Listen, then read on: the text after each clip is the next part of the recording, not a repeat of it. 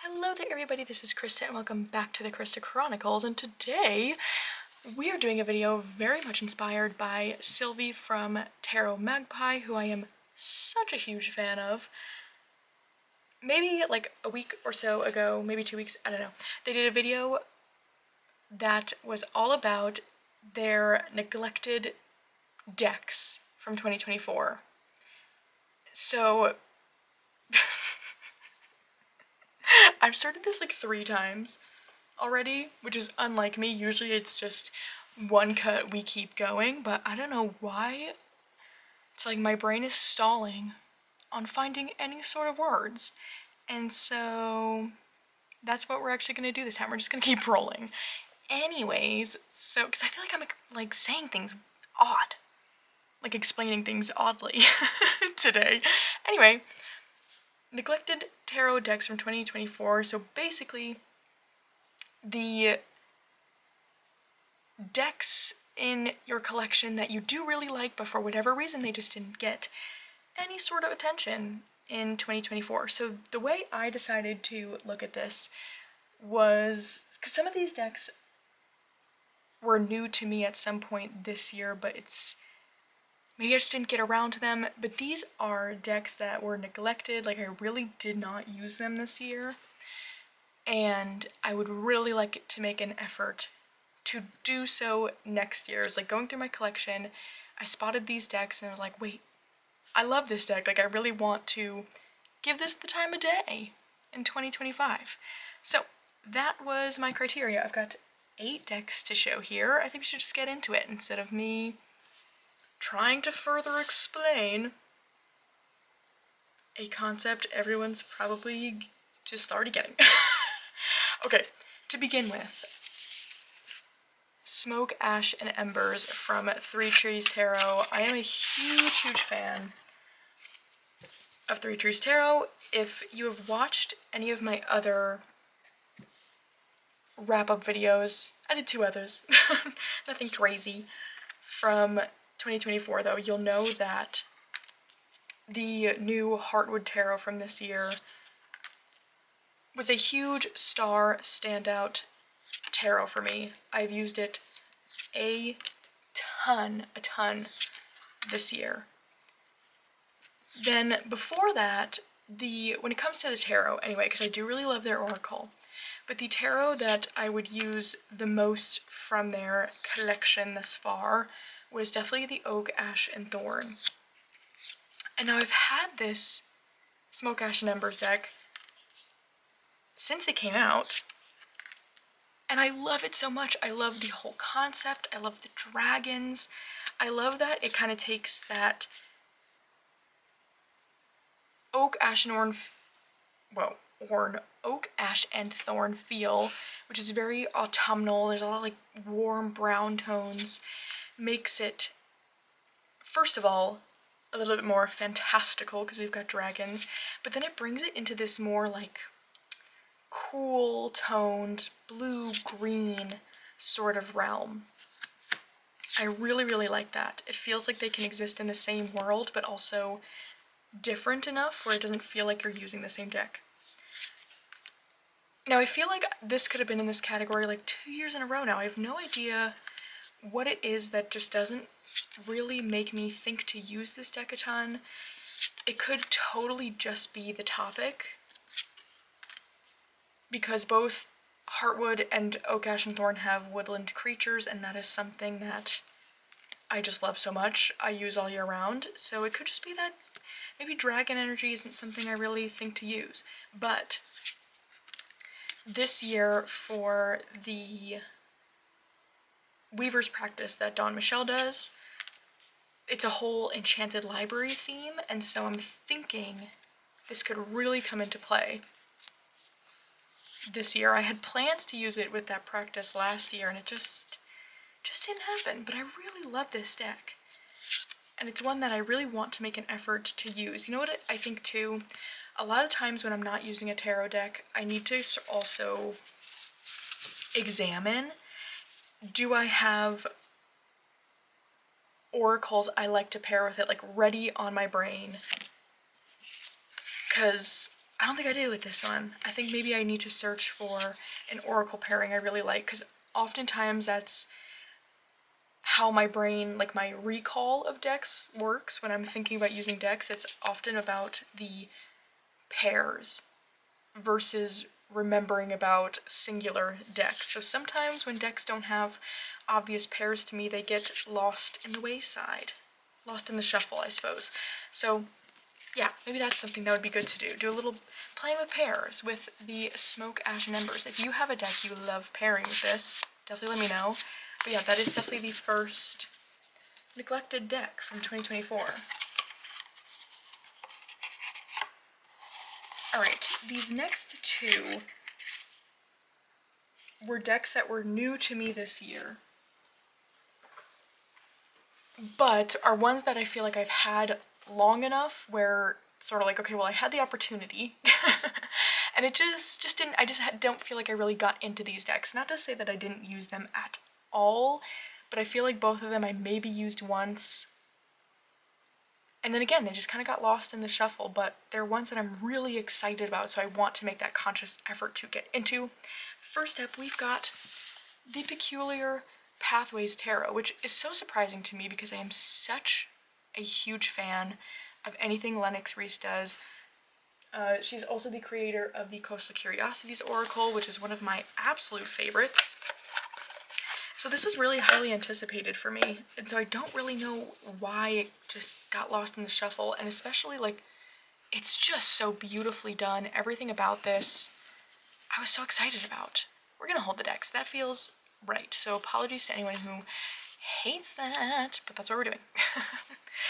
Anyway, I was really super excited about this deck, and I think it is so beautiful, so well done. Especially the guidebook really goes into all of the details you're seeing in these collages. I love, love, love the aspect of the background being colored images and then the sort of main symbol you're getting on the card being in black and white. I just think that is so genius and cool. And so I think this could also be a case of finding pairings, but already looking at this, I'm like, oh, it would be super cool with Memento Mori, wouldn't it? I think it also could be a time and place thing, because looking through this now, I'm getting a spring vibe from it. I don't quite remember when it came in, but it does have a spring feel to it. Like month of March and April is what I'm feeling from this deck for whatever reason.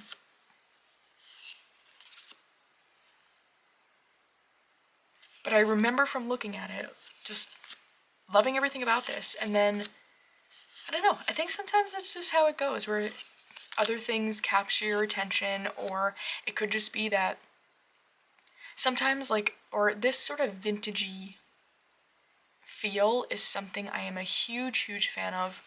I love so much, but now that I'm thinking about it, I feel like for a good portion of this year, especially dealing with some burnout,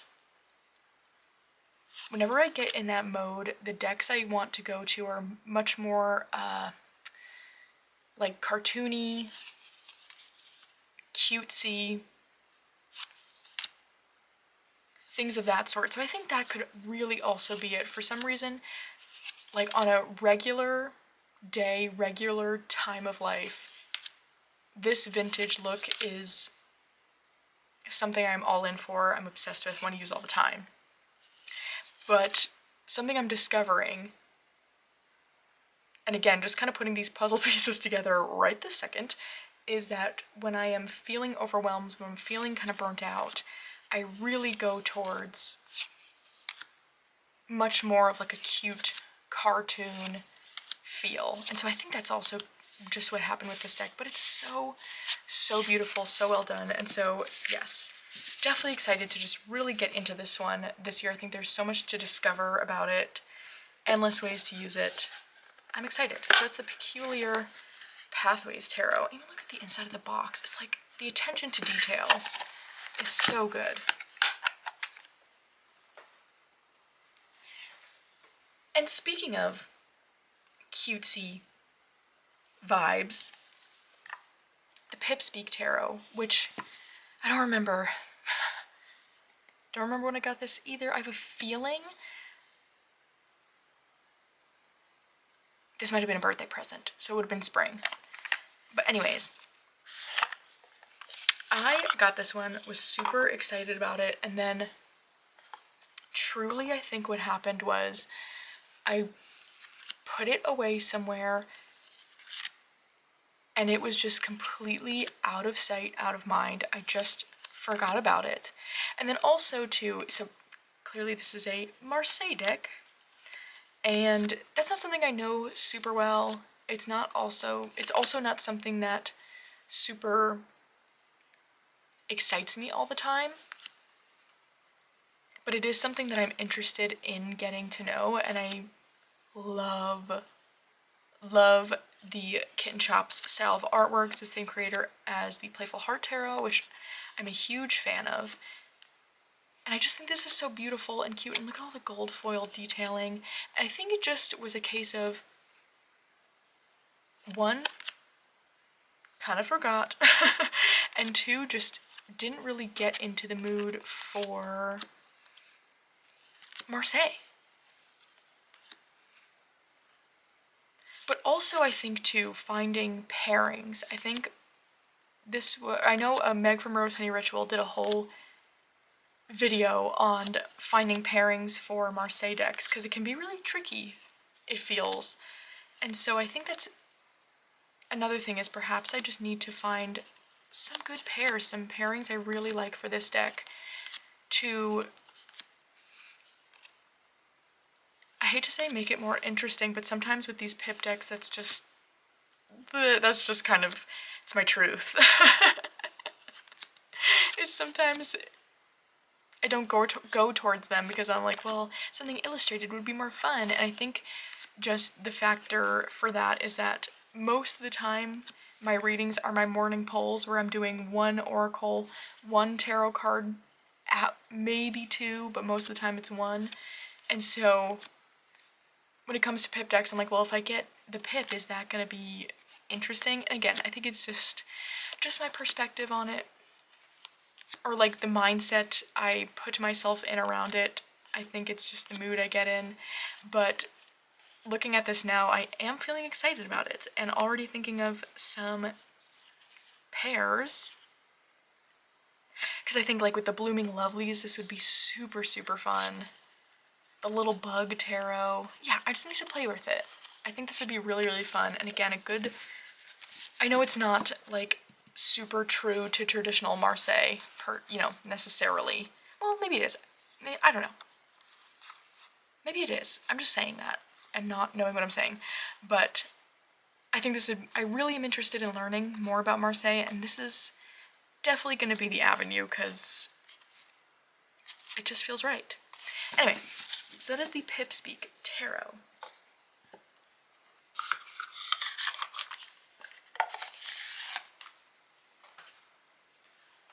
Alright, next we've got the Devas of Creation. I love this oracle. It has very much a spiritual sort of feel to me, spiritual work energy, I suppose, especially because it is just these painted images. There's no keywords. So I guess you don't have to, but I personally feel like I need to get into the guidebook when it comes to this because I'm not super familiar with each of the cards. But something I noticed with my 2024 year, I think it's just because of the burnout I was feeling, is the thing that really went to the wayside was truly any sort of spiritual practice, which prior to that was something I was really in tune with, really into, and it was like, I think because I was just feeling so tired and again burnt out, I feel like there's no other good word for that, it was like just that feeling of connection wasn't there. And so I know absolutely that's why I didn't pick up this deck, I think even once this year. Because this is really a deck for me that holds that sort of energy to it, holds that purpose 100%. And so if I'm not feeling that connection, it's like using this deck doesn't feel like much to me. But when I am in sort of a good space when it comes to burnout and that connection is around, I should say, then this deck really does feel so meaningful and in tune, and I love it so much. And so that's one of my big goals for 2025, is to really get back in touch with that spiritual practice, to make space for that. A lot of the things that were causing me to feel so burned out are done with now. A lot of it was the wedding and just the events that come with a wedding that you just don't think about. It's like it's turns into so much more than just the day, which was a wonderful day, but I think the both of us are happy to just like not be the center of any kind of attention and to just exist in our normal lives and have a lot more free time. And so I really feel like this is something that's, oh my goodness, did you hear that? A honk? Jeez Louise. This is something I'm already starting to feel returning, and I'm really excited about it because I love this deck. So, Devos of Creation. It's so interesting, like looking at these decks, it was like I could see the space I was in, because like with the peculiar pathways, just like not wanting that vintage feel, but I think with the PipSpeak even, it was just also not wanting to get into the unfamiliar. That felt like too much. And then something like this, it was like just recognizing that spiritual practice went completely out the window. It's really interesting to reflect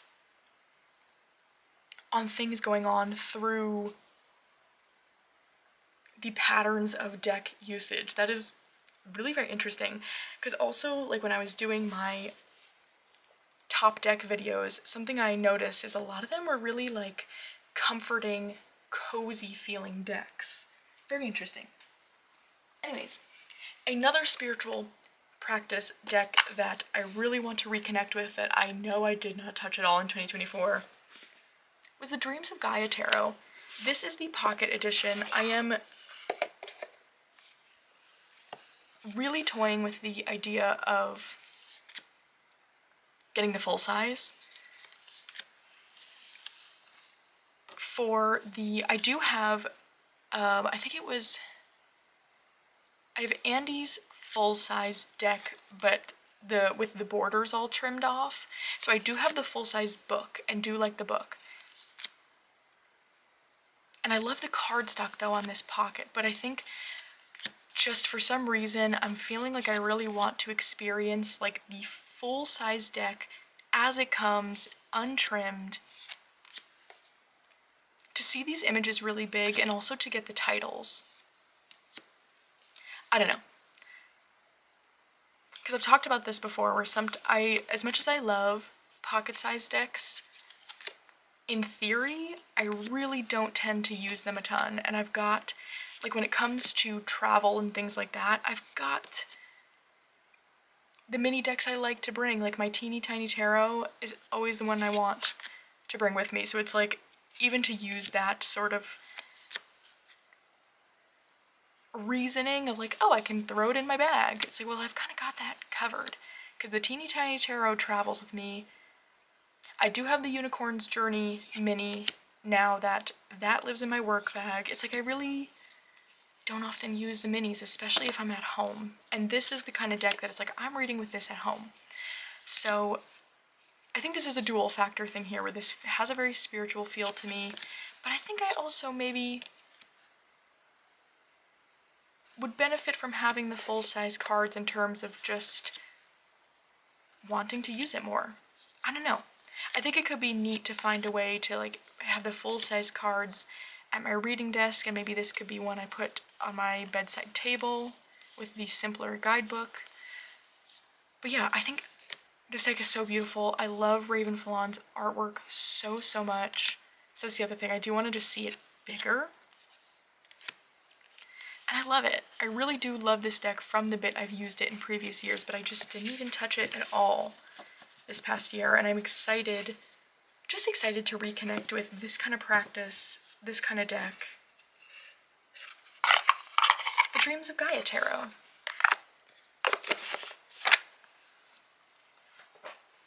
Okay, this next one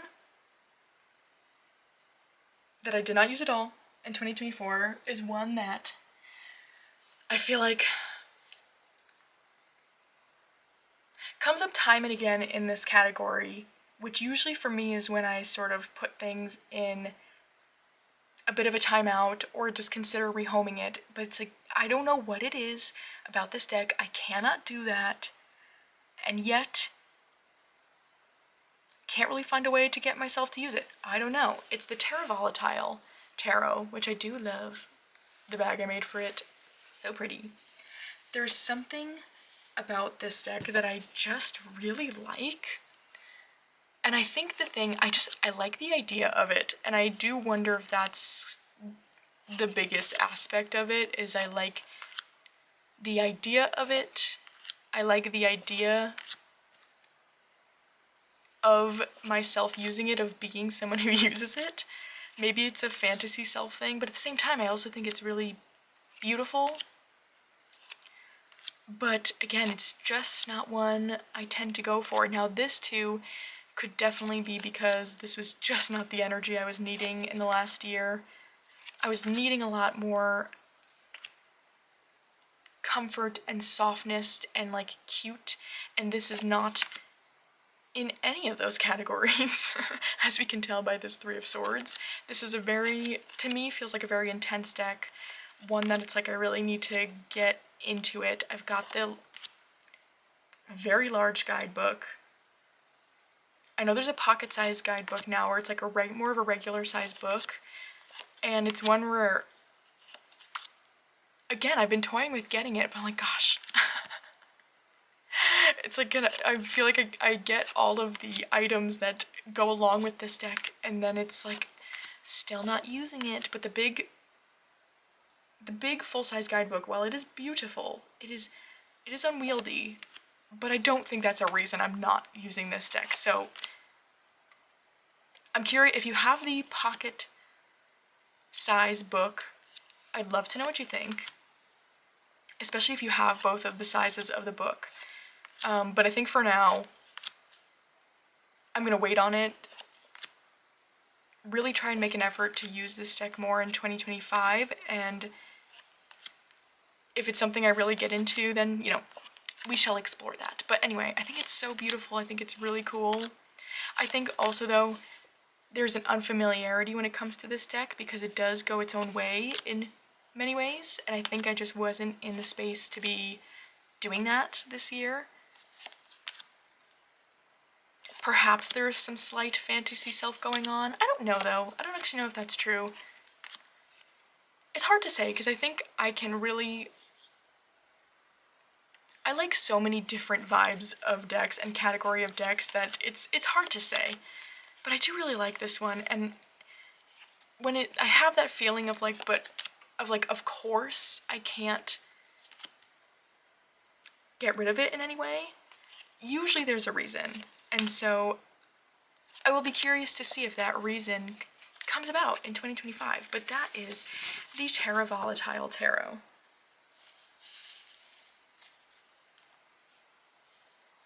Alright, next up we've got the Anima Mundi Tarot. I think this deck is so beautiful. I love this creator. It's from the Creeping Moon. I have a lot of their stationery, and they make these beautiful journals. Megan Warweeden? So I probably butchered that. I am so sorry. I just think they're so talented. And I love this deck. I think it's so beautiful. But I just didn't touch it at all this year. It's all oil paintings, I believe. I just love the energy of this deck. It's really, as you can tell, it is an animal deck, but it's got this kind of like colder feel to it. So I do think it could be interesting to use this time of year, perhaps. It's definitely got a darker feel to it. And yeah, I really am not sure why I haven't gotten into this deck this year. It could just be that I did have quite a few new animal tarots I was trying out this year. But there really is something about this one. Oh, I love the nasturtium in that card. I think I like that this one's a bit more pared down, a bit simpler. Again, I just think the artwork is gorgeous. Like, look at that. I do feel like I'm feeling like I want to bring out all of my animal decks and do a comparison, because I feel like well, I am an animal deck lover. I feel like I've got quite a lot of them currently, and I do feel like it causes some ones I really like to just not have the time of day. Like that moon card is so gorgeous. Although this feels a bit more like a nature deck, not necessarily animal specific, even though it features a lot of animals. I don't know. I really like this one. And I'd like to use it more this year. I do think it could be a seasonal thing too, though, where it's got a wintry, cold vibe to it, but I don't tend to think to use animal decks as much in the winter time. So I think it's just a case of like, maybe I just need to leave this one out. And also find some good pairings for it. I do feel like I don't, like looking at this now, I'm not really sure what I would pair it with. So that's something I want to figure out too, but I love it. I think it's so pretty. So that is the Anima Mundi Tarot. And last but not least, oh, what is this called? I think it's called the Wonderland Tarot. It's the Llewellyn Alice in Wonderland Tarot. I think it's called the Wonderland Tarot. And this is one that I had such a moment with towards the end of 2023, I want to say. These are the backs. It's just so good. Of the Alice decks I've seen, when it comes to the artwork, it's not my absolute favorite. But the guidebook is so good, and it's like, as I get to know this deck, I think I just come to really appreciate the artwork also a lot more. And this is one that I was using a lot towards the end of last year to do readings around neurodivergence, late diagnosis, things of that sort. It just really felt like it connected to this like inner child part of me that felt like I was in this like upside down world almost, because I didn't have that understanding of myself and the ways in which I experienced the world differently. But then I don't know. 2024, it's like I just didn't go towards this, and it could also again be because of the burnout I was definitely experiencing this year. I think this kind of work just felt like too much. It just didn't really feel like something I wanted to get into a lot. I was doing my daily readings every day, but other than that, like, readings outside of that daily draw of purely just reflecting on the day just didn't really happen. It felt like I could keep things to... I did do that weekly draw towards the end of the year, which felt like it was helping me to expand outside of that, but it was like, it was this feeling of like reflecting on just the day or minimally just the week. It just wasn't happening, felt like too much, which is okay. But I feel myself feeling ready to get back into some more things that I used to really like again. And I think this deck is included in that for sure, because I really, really loved the work I was doing with this. And I'm so excited that 2025 should definitely be shaping up to have much more space just in general, just space and downtime, relaxation. Very excited.